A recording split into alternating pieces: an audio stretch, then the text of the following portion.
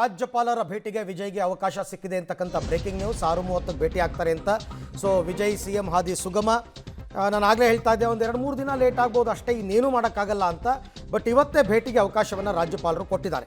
ಇವತ್ತು ಅವರು ಸಂಖ್ಯಾಬಲವನ್ನು ತೋರಿಸಿದ್ರೆ ನಾಳೆನೇ ಪ್ರಮಾಣ ವಚನ ಆಗುವ ಸಾಧ್ಯತೆ ಇದೆ. ಅಧಿಕೃತ ಆಗಬೇಕು, ಸುದ್ದಿಗಳು ಅಷ್ಟೇ ಅಧಿಕೃತ ಆಗಬೇಕು. ಇನ್ನೂ ಕೂಡ ರಾಜ್ಯಪಾಲರನ್ನ ಭೇಟಿಯಾಗಿ ಬಂದ ನಂತರ ಪಕ್ಷದ ವತಿಯಿಂದಲೇ ಅನೌನ್ಸ್ಮೆಂಟ್ ಆಗುತ್ತೆ ಏನು ಎತ್ತ ಅಂತಕ್ಕಂಥದ್ದು. ಸೊ ಹಾಗಾಗಿ ಆಲ್ರೆಡಿ ರಾಜ್ಯಪಾಲರ ಭೇಟಿಗೆ ಬಂದಿದ್ದ ವಿಜಯ್ ಅವರು ವಾಪಸ್ ಹೊರಟಿದ್ರು. ಈಗ ಮತ್ತೆ ಬರೋದಕ್ಕೆ ಹೇಳಿದ್ದಾರೆ. ಕಾರಣ, ಅವರು ಕೇರಳ ಪ್ರವಾಸಕ್ಕೆ ಹೊರಟಿದ್ದು ರದ್ದಾಗಿದೆ. ಕಾರ್ಯಕ್ರಮ ಕೇರಳ ಪ್ರವಾಸ ರದ್ದಾಗಿರೋದ್ರಿಂದ ಆಯ್ತು ನೀವು ಬನ್ನಿ ಮೀಟ್ ಮಾಡ್ಬೋದು ಅಂತ ಹೇಳಿದ್ದಾರೆ. ಹಾಗಾಗಿ ಈಗ ಸದ್ಯಕ್ಕೆ ಅವರ ಭೇಟಿಗೆ ಅವಕಾಶ ಸಿಕ್ಕಿದೆ ಅಂತಕ್ಕಂಥದ್ದು. ಇನ್ನೇನೂ ಇಲ್ಲ. ಲೋಕಭವನದತ್ತ ಈಗಾಗಲೇ ವಿಜಯ್ ಮತ್ತೆ ಹೊರಟಿದ್ದಾರೆ. ಒಂದು ಸರ್ತಿ ಹೋಗಿ ಭೇಟಿ ಆಗ್ತಾರೆ. ಇದು 4ನೇ ಸರ್ತಿ ಭೇಟಿ ಆಗ್ತಿರೋದು ಹಾಗೆ ನೋಡೋಕ್ಕೆ ಹೋದರೆ. ಸೊ ರಾಜ್ಯಪಾಲರ ಭೇಟಿಗೆ ಹೊರಟಿದ್ದಾರೆ ವಿಜಯ್ ಅಂತಕ್ಕಂಥ ಮಾಹಿತಿ ಈಗ ಸದ್ಯಕ್ಕೆ ಲಭ್ಯವಾಗ್ತಾ ಇದೆ. ತಮ್ಮ ನಿವಾಸದಿಂದ ಲೋಕಭವನಕ್ಕೆ ವಿಜಯ್ ಮತ್ತೆ ತೆರಳಿದ್ದಾರೆ ಅಂತಕ್ಕಂಥ ಮಾಹಿತಿ ಸದ್ಯಕ್ಕೆ ಬರ್ತಾ ಇರತಕ್ಕಂಥದ್ದು. ಕೆಲವೇ ಕ್ಷಣಗಳಲ್ಲಿ ರಾಜ್ಯಪಾಲರನ್ನು ಭೇಟಿಯಾಗ್ತಾರೆ ವಿಜಯ್. ಹಕ್ಕು ಮಂಡನೆಯನ್ನು ಮಾಡ್ತಾರೆ, ನಂಬರ್ಸನ್ನು ತೋರಿಸ್ತಾರೆ. ಸೊ ಅವರು ರಾಜ್ಯಪಾಲರು ಫ್ರೀ ಇದ್ದರೆ ಆಯ್ತಪ್ಪ ನಾಳೆನೇ ತೊಗೊಂಬಿಡು ಅಂತಂದರೆ ನಾಳೆನೂ ಆಗ್ಬೋದು. ಈಗ ದೃಶ್ಯದಲ್ಲಿ ತಾವೀಗ ನೋಡ್ತಾ ಇದ್ದೀರಾ, ವಿಜಯ್ ಬರ್ತಾ ಇರತಕ್ಕಂಥ ದೃಶ್ಯವನ್ನು ಕೂಡ ತಾವು ಗಮನಿಸ್ತಾ ಇದ್ದೀರಾ. ಲೋಕಭವನದತ್ತ ಅವರು ಆಗಮಿಸ್ತಾ ಇರತಕ್ಕಂಥದ್ದು. ಲೋಕಭವನಕ್ಕೆ ಬಂದ ನಂತರ ರಾಜ್ಯಪಾಲರನ್ನ ಭೇಟಿಯಾಗಿ ಖುಷಿಯಾಗಿ ಹೊರಗೆ ಬರ್ತಾರೆ. ಯಾಕೆಂದರೆ ನಿನ್ನೆನೂ ಅವರು ನಗುಮುಖದಿಂದಲೇ ಹೊರಗೆ ಬಂದರು. ಬಟ್ ನಿನ್ನೆ ಅವರು ನಂಬರ್ ತೋರಿಸೋದ್ರಲ್ಲಿ ಫೇಲ್ ಆಗಿದ್ದರು. 3 ಬಾರಿನೂ ಅದೇ ಆಗಿತ್ತು. ಬಟ್ ಈ ಸರ್ತಿ ಎಲ್ಲ ಬೆಂಬಲ ಕೊಟ್ಟರಲ್ಲ. VCK ಅವರು ಬೆಂಬಲ ಕೊಟ್ಟರು, ಮುಸ್ಲಿಂ ಲೀಗ್ ಅವರು ಬೆಂಬಲ ಕೊಟ್ಟರು. ಈಗ 120ಕ್ಕೆ ಬಂದಿದೆ ನಂಬರು. ಈಗ ಅವರು ಧೈರ್ಯದಿಂದ ಎಲ್ಲರ ಬೆಂಬಲ ಪತ್ರವನ್ನು ಹಿಡ್ಕೊಂಡು ನೋಡಿ ನನಗೆ ಬೆಂಬಲ ಇದೆ, ಸರ್ಕಾರ ರಚನೆಗೆ ಅವಕಾಶ ಕೊಡಿ ಅಂತ. ಮಳೆ ಬೇರೆ ಬರ್ತಾ ಇದೆ ಲೈಟಾಗಿ ತಮಿಳ್ನಾಡಲ್ಲಿ, ಚೆನ್ನೈನಲ್ಲಿ. ಸೊ ಹಾಗಾಗಿ ಅದಕ್ಕೆ ಅವಕಾಶ ಕೊಡ್ತಾರೆ. ಕೊಟ್ಟ ನಂತರ ನಾಳೆಗೆ ಒಂದು ಸಮಯ ನಿಗದಿ ಆಗುತ್ತೆ. ನಾಳೆಗೆ ಪ್ರಮಾಣ ವಚನ ಸ್ವೀಕಾರ ಆಗುತ್ತೆ. ಆಮೇಲೆ ಮಿಕ್ಕಿದ್ದೆಲ್ಲ ಅವ್ರು ಸುಸೂತ್ರವಾಗಿ ಮಾಡ್ಕೋತಾರೆ. ಕ್ಯಾಬಿನೆಟ್ ಎಕ್ಸ್ಪ್ಯಾನ್ಷನು ಎಲ್ಲ ನಾಳೆಗೆ ಎಷ್ಟು ಜನ ಮಂತ್ರಿಗಳಾಗ್ತಾರೆ ಏನು ಎತ್ತ ಆಗ್ಬೋದು. ಈಗ ಇವ್ರು ಕೊಟ್ಟಿರೋ ಭರವಸೆಯ ಪ್ರಕಾರ ಬೇರೆ ಬೇರೆ ಪಕ್ಷದವರೆಲ್ಲರೂ ಕೂಡ ರೆಡಿ ಆಗ್ಬೋದು. ನಾಳೆನೇ ಅವರು ಪ್ರಮಾಣ ವಚನ ಸ್ವೀಕಾರ ಮಾಡ್ಬೋದು. ತಮ್ಮ ಪಕ್ಷದಿಂದ ಏನು ಎತ್ತ ಅಂತ ಅದನ್ನು ಕೂತ್ಕೊಂಡು ರಾತ್ರಿ ಡಿಸೈಡ್ ಕೂಡ ಮಾಡ್ಬೋದು. ಎಲ್ಲ ಆದಮೇಲೆ ರಾಜಭವನಕ್ಕೆ ಲೋಕಭವನಕ್ಕೆ ಒಂದು ಲೆಟರ್ ಕಳಿಸ್ತಾರೆ ಅವರು, ಎಷ್ಟು ಜನ ಏನು ಅಂತ. ಇವತ್ತು ವೆಸ್ಟ್ ಬೆಂಗಾಲ್ನಲ್ಲಿ ಒಬ್ಬರು ಮುಖ್ಯಮಂತ್ರಿ ಆದರು, 5 ಜನ ಮಂತ್ರಿ ಆದರು ಅಷ್ಟೇ. ಅದನ್ನು ಬಿಟ್ಟರೆ ಮಿಕ್ಕಿದ್ದೆಲ್ಲ ಆಮೇಲೆ ಮಾಡ್ಕೋತಾರೆ ಅವರು, ಟೈಮ್ ಇರುತ್ತೆ. ಈ ಬಗ್ಗೆ ಮತ್ತಷ್ಟು ಮಾಹಿತಿ ನನ್ನ ಕೊಲೀಗ್ ಮಸೂದ್ ಅವರಿಂದ ಪಡ್ಕೊಳ್ಳೋಣ. ಮಸೂದ್, ಐ ಥಿಂಕ್ ಈಗಾಗಲೇ ವಿಜಯ್ ಲೋಕಭವನದ ಹತ್ತತ್ರ ಬಂದಿದ್ದಾರಾ ಅಂತ.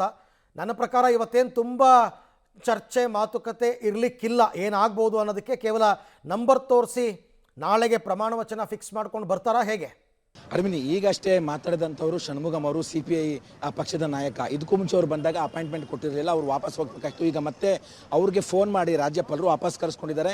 ಬನ್ನಿ 6ವರೆಗೆ, ನಾನು ನನ್ನ ಪ್ರವಾಸವನ್ನು ಪೋಸ್ಟ್ಪೋನ್ ಮಾಡ್ಕೊಂಡಿದ್ದೇನೆ, ನೀವು 6ವರೆಗೆ ಬನ್ನಿ ಅನ್ನುವಂತಹ ಸೂಚನೆಯನ್ನು ಕೊಟ್ಟಿದ್ದಾರೆ. ಆ ಹಿನ್ನೆಲೆಯಲ್ಲೇ ಅಷ್ಟು ದೂರ ಹೋಗಿದ್ದಂತಹ ಷಣ್ಮುಗಂ ವಾಪಸ್ ಬಂದಿದ್ದಾರೆ. ತಕ್ಷಣ ರಾಜ್ಯಪಾಲರು ಕರೆ ಮಾಡಿದಾಗ ವಿಜಯ್ಗೂ ಕೂಡ ಮಾಹಿತಿ ಮುಟ್ಟಿಸಿದ್ದಾರೆ. ವಿಜಯ್ ಕೂಡ ಮನೆ ಕಡೆ ಹೋಗ್ತಿದ್ದಂಥವ್ರು, ಅವರು ಕೂಡ ವಾಪಸ್ ವಾಹನಗಳನ್ನ ತಿರ್ಸ್ಕೊಂಡು ಲೋಕಭವನ ಕಡೆ ಬರ್ತಾ ಇದ್ದಾರೆ. ಮತ್ತೊಂದು ಟ್ವಿಸ್ಟ್ ಇದು, ಅವಾಗ ಅಪಾಯಿಂಟ್ಮೆಂಟ್ ಕೊಡಲಿಲ್ಲ, ಈಗ ಮತ್ತೆ ಅಪಾಯಿಂಟ್ಮೆಂಟ್ ಕೊಟ್ಟಿದ್ದಾರೆ. ಕೆಲವೇ ನಿಮಿಷಗಳ ನಂತರ ಏನಾಯಿತು ಅನ್ನುವಂಥದ್ದು ಕೂಡ ಇಲ್ಲಿ ನೋಡಬೇಕು. ರಾಜ್ಯಪಾಲರು ಅವಾಗ ಅಪಾಯಿಂಟ್ಮೆಂಟ್ ಕೊಡಲಿಲ್ಲ, ಕೇರಳಕ್ಕೆ ಹೋಗಬೇಕು ಅಂತ ಹೇಳಿದರು.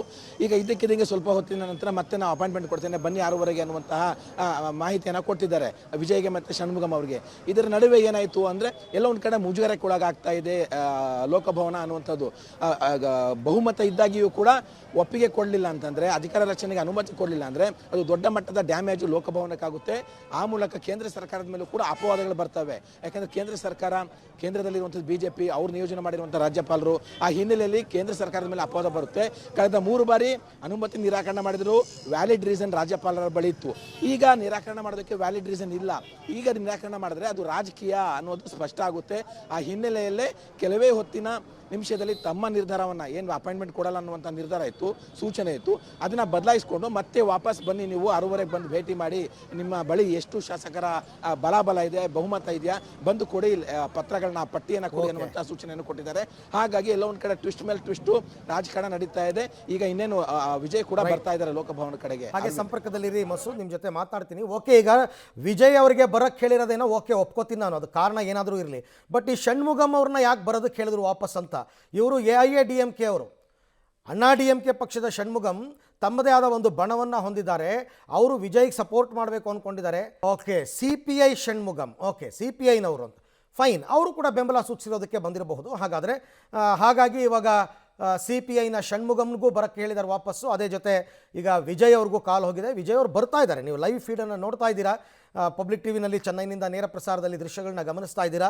ಇನ್ನೇನು ಸ್ವಲ್ಪ ಹೊತ್ತಿನಲ್ಲೇ ಅವರು ಕೂಡ ಬರ್ತಾರೆ, ವಿಜಯ್ ಅವರು ಕೂಡ ಆಗಮಿಸ್ತಾರೆ. ಅದೇ ಹೇಳಿದ್ದು, ಒಂಥರ ನಾವು ಯಾವುದೋ ಸಿನಿಮಾದ ಕ್ಲೈಮ್ಯಾಕ್ಸಲ್ಲಿ ಇದ್ದೀವಿ ಅಂತ, ಕೊನೆಗೆ ನಮ್ಮನ್ನು ಕುರ್ಚಿಯ ತುದಿ ಕೂರ್ಸುತ್ತೆ ನೋಡಿ ನಮ್ಮನ್ನು, ಆ ರೀತಿ ಆಗ್ತಾಯಿದೆ ತಮಿಳ್ನಾಡಲ್ಲಿ. ಎಲ್ಲವೂ ಮುಗಿದು ಶುಭಂ, ಎಲ್ಲವೂ ಸುಖಾಂತ್ಯ ಇವತ್ತೇ ಆಗುತ್ತಾ ಅಂತ ಅವ್ರು ಹೊರಗಡೆ ಲೋಕಭವನದಿಂದ ಬರ್ತಾ ಇದ್ದ ಹಾಗೆ ವಿಜಯ್ ಅವರು ಗೊತ್ತಾಗುತ್ತೆ.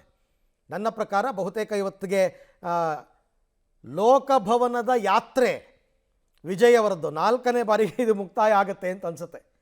4ನೇ ಬಾರಿಗೆ ಬರ್ತಾ ಇರೋದು ಲೋಕಭವನಕ್ಕೆ, ರಾಜ್ಯಪಾಲರ ಭೇಟಿಗೆ ಮುಕ್ತಾಯ ಆಗುತ್ತೆ ಅಂತ ಬಹುತೇಕ ಅನ್ನಿಸ್ತಾ ಇದೆ. ಹಾಗಾಗಿ ಫೈನ್, ಈಗ ವಿಜಯ್ ಅವರು ಕೂಡ ಆಗಮಿಸ್ತಾ ಇರತಕ್ಕಂಥದ್ದು.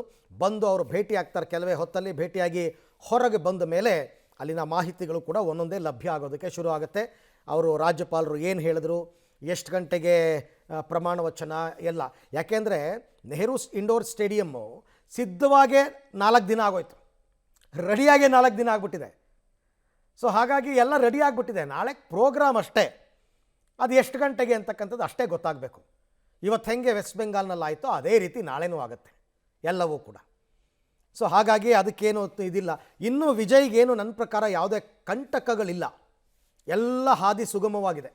ವಿಜಯ್ ಅವರಿಗೆ ಯಾವುದೇ ತೊಂದರೆ ಇಲ್ಲ ಮುಖ್ಯಮಂತ್ರಿ ಆಗೋದಕ್ಕೆ ಅಂತ.